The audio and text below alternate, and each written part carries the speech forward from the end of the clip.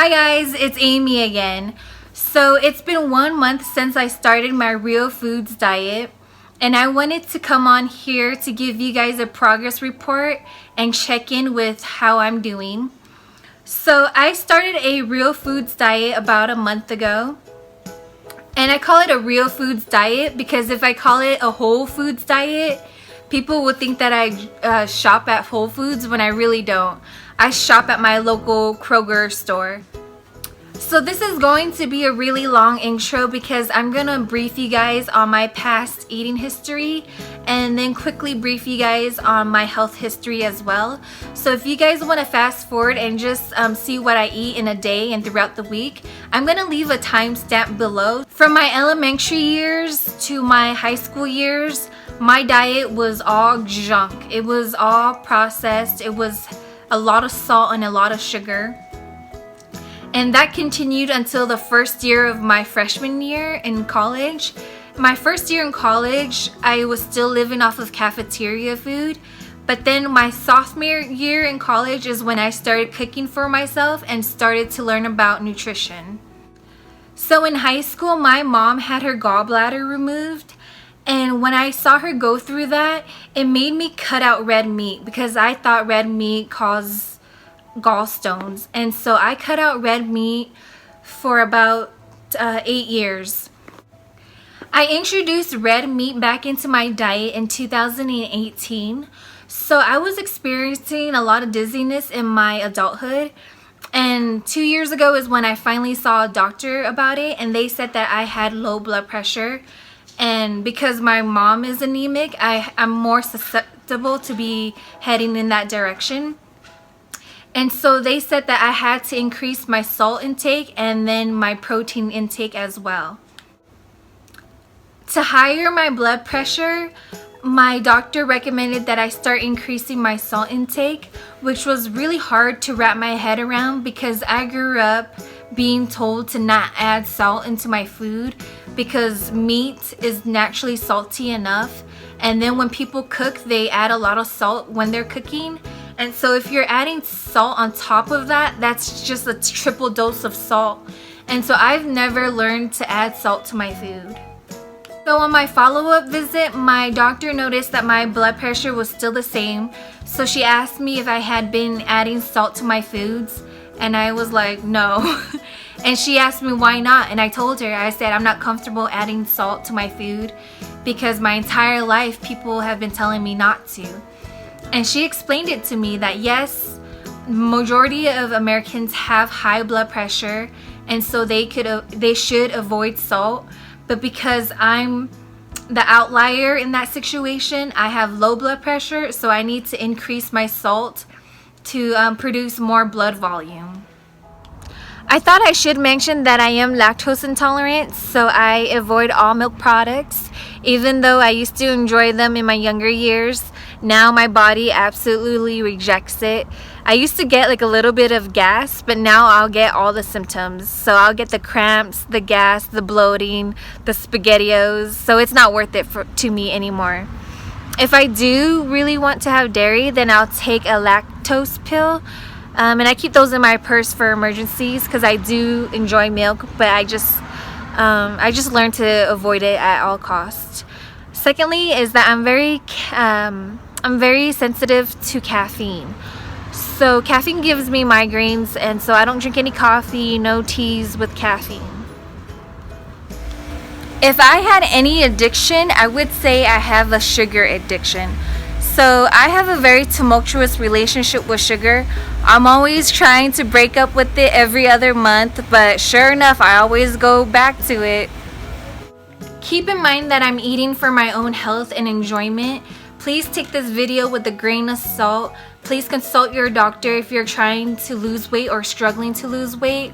This is just what I'm doing. I'm doing it all natural. I'm trying to eat as natural as I can, non-processed foods. It's not perfect, but it's as close as I could get it. And then another thing to keep in mind is that you want to eat balanced meals. You want to have a protein, a carbohydrate, and a fat in each meal. I tried my best, but I'm not perfect. Sometimes I would leave my vegetables out. But enjoy my food vlog and I'll check in with you guys later. Okay guys, so I'm about to weigh myself. It's been 1 month.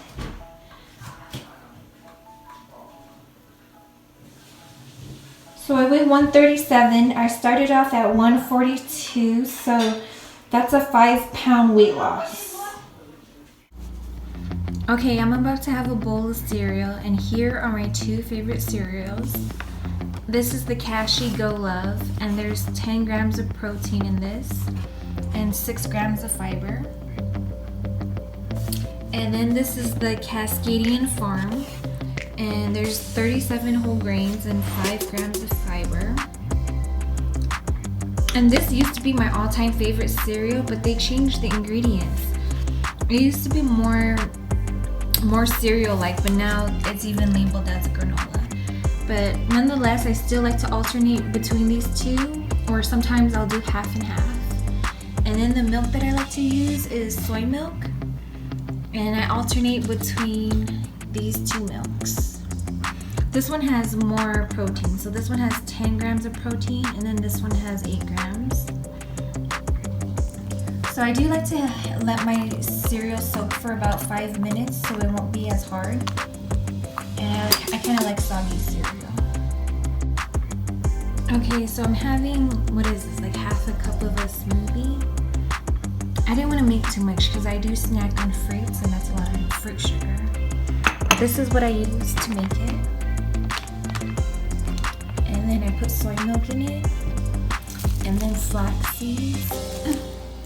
And in this one I did put a few dark chocolate chips in it, and it just gave it a more musky taste, which I like.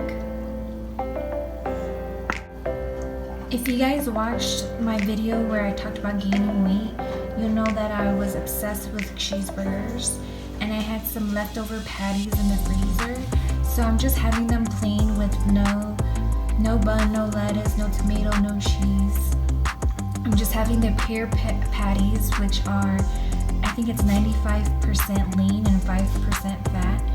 I sprinkled some pepper on it, and I'll have one for now, and then I'll save one for lunch tomorrow. So I changed my mind. I'm actually not that hungry, so I'm only gonna have half a patty right now. That's what it looks like on the inside. And then I'll save the rest for tomorrow's lunch and maybe tomorrow's afternoon snack or dinner. I drink water the majority of the time. I would say 95% of the time. But if I do want something different, this is what I drink. It's a coconut water, the pressed coconut. And this one is 100% juice, I believe. It's 100% juice. There is a lot of sugar and salt in this, so if you're watching your sugar and salt, then just stick with water. Alright, I'm going to have a snack. I'm going to have a bowl of strawberries. And this is a very guilt-free snack. Okay, I'm going to snack on popcorn. This is my favorite brand and my favorite flavor, kettle corn. It has a little bit of sweetness to it, and I really like that. Okay, I'm gonna have one of my favorite salads of all time. This is the spicy Southwest salad from Chick-fil-A. And this is what it looks like out of the box, but they also give you side packets. So this is the chili lime pepitas. Let's add that in there. And then they also give you the seasoned tortilla chips. Or should I say strips? I'm gonna add that in there as well.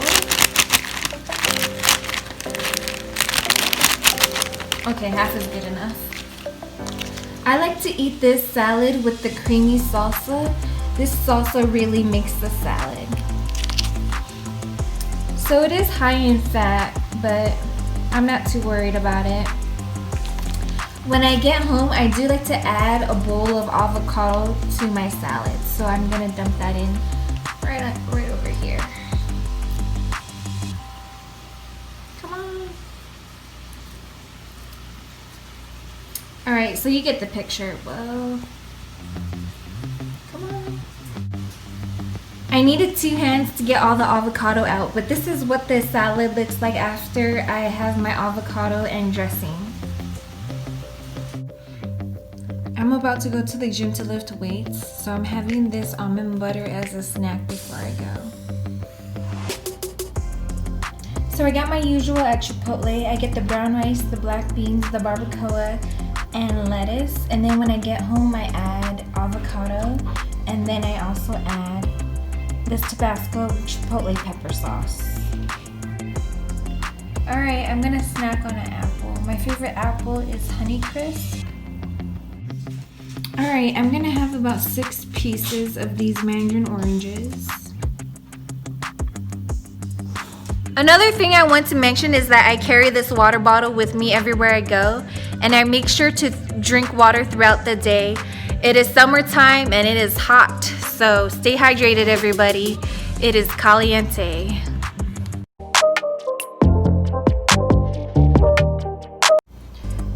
So I wanted to show you guys, I just cooked some chicken breast, and then I'll be eating this throughout the week. So I'll either chop this up and put it in a salad. I might have it with a side of vegetables, or I just might have a piece of it on its own. But I just wanted to show you guys that this is what I'm going to be eating for the remainder of the week.